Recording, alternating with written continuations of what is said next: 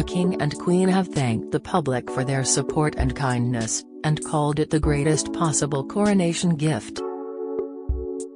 As a long weekend of festivities drew to a close last night, the monarch's message set out their gratitude and rededicated their lives to serving the people. He also thanked everyone involved in organizing the celebrations. Buckingham Palace released 4 official photos taken on Coronation Day to mark the crowning of Charles III and Queen Camilla. In his message signed Charles R., the 74-year-old wrote, "As the coronation weekend draws to a close, my wife and I just wanted to share our most sincere and heartfelt thanks to all those who have helped to make this such a special occasion.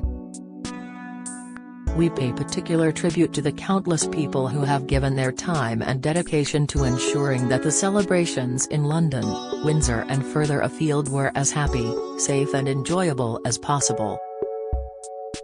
To those who joined in the celebrations, whether at home, at street parties and lunches, or by volunteering in communities, we thank you, each and every one.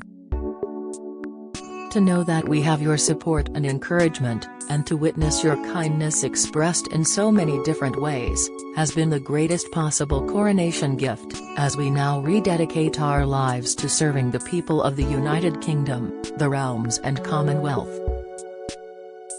In the freshly released portraits by British photographer Hugo Burnand, 59, one image depicts the king in full regalia sitting in the throne room at the palace.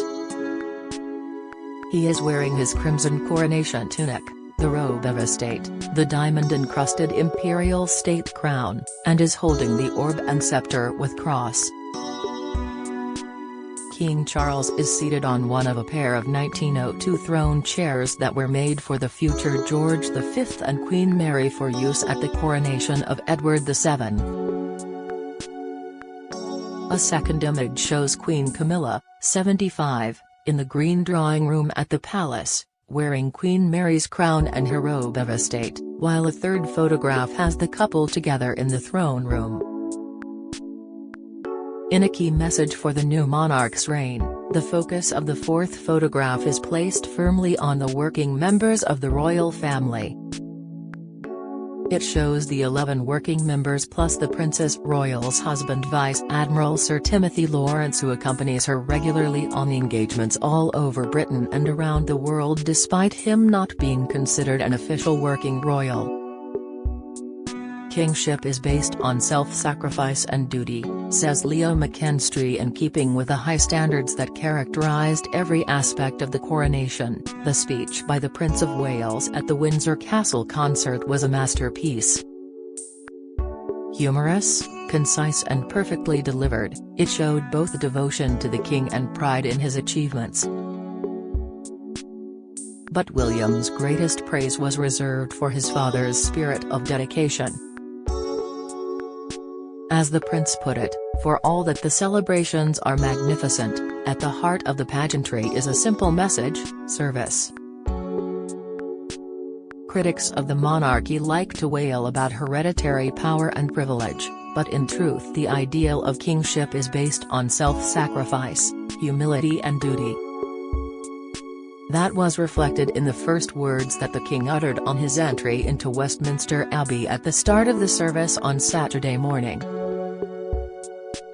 "I come not to be served, but to serve," he told the congregation. It was pledge that was backed by his long, impressive record in public life, following the selfless example of his mother. The outpouring of grief at the death of Queen Elizabeth last September stemmed in part from respect for her decades of devotion. In the same way, admiration for all work that King Charles has done, as an environmentalist, naval officer, architectural campaigner, advocate of the inner cities, charity creator, and champion of multi-faith diversity, has been central to the spectacular success of the coronation weekend. The public recognizes that we have a sovereign who cares deeply about his country and will strive tirelessly to address its problems. Commitment to service also motivated the participants who ensured that the event went so smoothly. It is a remarkable testimony to their planning and diligence that, despite the colossal undertaking, there was barely a single mishap. The 4,000 military personnel, accompanied by more than 1,000 musicians in 19 bands, paraded through central London with their typical precision and discipline, just as the clergy, led by the self-assured Archbishop of Canterbury Justin Welby, produced an unforgettable service whose rich liturgy and music showed reverence for tradition while embracing modernity. Equally impressive were the police, whose 11,500 officers carried out the biggest security operation ever seen in the capital without any serious incident. Some 64 Republican and environmental protesters were arrested on Saturday, and have since predictably complained about heavy-handed tactics. But given the global importance of the occasion and the appalling recent catalogue of mayhem inflicted on our streets by radical agitators, the police were right not to take a lenient approach. Following the beautiful solemnity of the military parades and the service at the Abbey, a more informal celebratory mood has swept across the country, epitomized by the concert at Windsor Castle on Sunday, which featured the extraordinary but touching sight of the King dancing to Lionel Richie. Earlier that day, an estimated 65,000 lunch parties were held in neighbourhoods throughout the country, from 10 Downing Street to Morecambe, where 900 trestle tables were placed along the seafront to accommodate more than 10,000 people.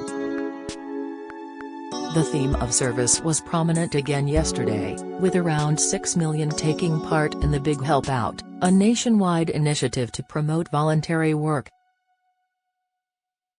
Among the 52,000 events were clean-up of beaches in Wales, a puppy training session in reading organised by the Guide Dogs for the Blind, and an open day by St John's Ambulance in Gateshead.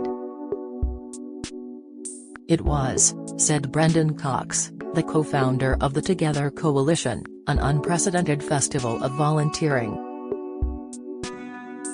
The Big Help Out is a classic example of how the Crown can be a force for unity and public good. Free from the partisan strife of party politics, it helps to build solidarity by acting as a symbol of our national identity and a vehicle for national pride. Indeed, after all the difficulties that we have been through, particularly with the COVID pandemic and the cost of living crisis, the coronation has served as a booster rocket for our country. On one level, that has happened in a very direct way by bolstering tourism, the hospitality trade, and souvenir sales. Around 6 million special coins and medals have been minted, while more than 60 million pints of beer are expected to have been drunk over the weekend. Altogether, the event could be worth an extra £2 billion to economic output. But on a deeper level, the coronation has been a wonderful showcase for British values and talent.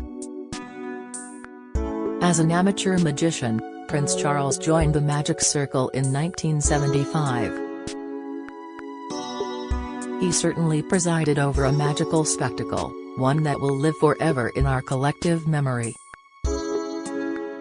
In all its rich imagery and sounds, the coronation served as a captivating reminder not only of our enduring greatness as a nation but also of our global influence as a cultural superpower. Few other countries can rival our contribution to the story of mankind. As this weekend has emphasized, ours is the land that built the hallowed edifice of Westminster Abbey, that produced the language of Shakespeare, that pioneered the concept of parliamentary governance under a constitutional monarchy and that still possesses armed forces of unique distinction. Britain is also a rapidly changing society, but here again the Crown is a vital bulwark of stability because its benevolent capacity to bring all races and creeds together. Far from representing a kind of nationalist supremacy, the Union Jack bunting that has bedecked our streets during the coronation is a welcome emblem of inclusion.